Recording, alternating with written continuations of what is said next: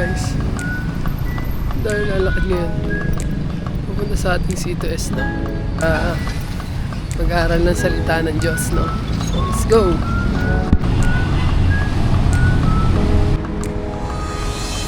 So, ayan guys, hindi na tayo sa Seattle Best. Hindi na tayo magsi-C2S kasama ang ating APA mentors. So, yeah. Oh. Ayos ba? Yes ba? Ayan, siya manlilibre, no? Manlilibre. So, hi guys. C2S mentors, no? And matapos na tayo na ngayon. Ano nga ba yung C2S mentors? Dito tayo nagkakaisa para mag-usap sa salita ng Diyos. Gamit natin itong action cam natin. So, sa mga oras na to, na hindi ko talaga yung ginagawa ko, pero alam ko in-enjoy ko yung bagong action. Yung mention natin, alright. Shoutout sa damit ko, bad days are temporary. Pre, kumusta? Ayos lang, boss. Yun o, natin yung isang mentor. And, yung mentor. Yun o, matigas.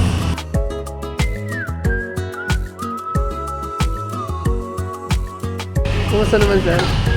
So we're going to have our second to the last session. Second to the last. Mentors, C2S mentors. Tayo. Yun o.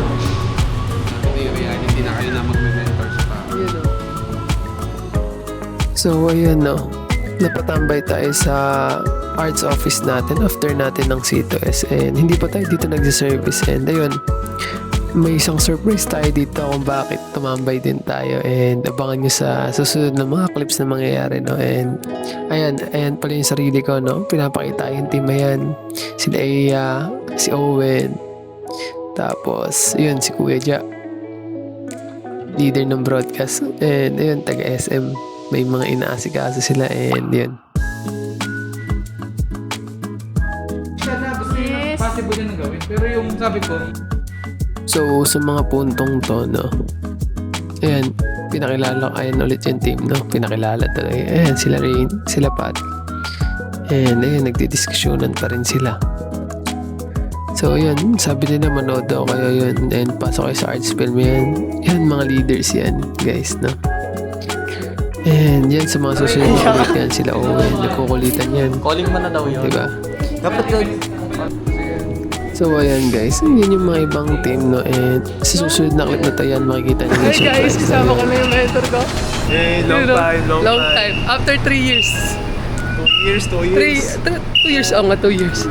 So, kamusta naman Kuya Bray? Ako.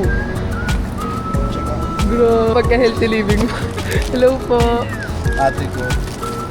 Ito na lang, Ano?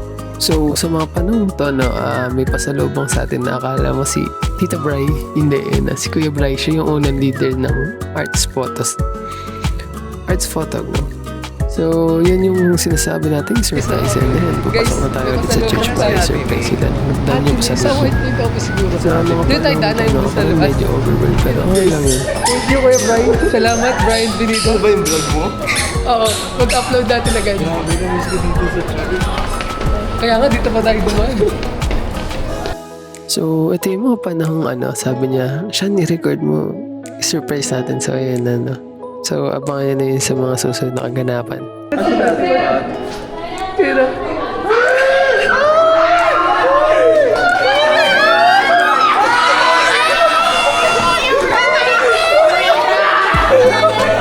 Ayaw mo? Grabe! Balik mo yan! Yan o! Kaya sabi mo!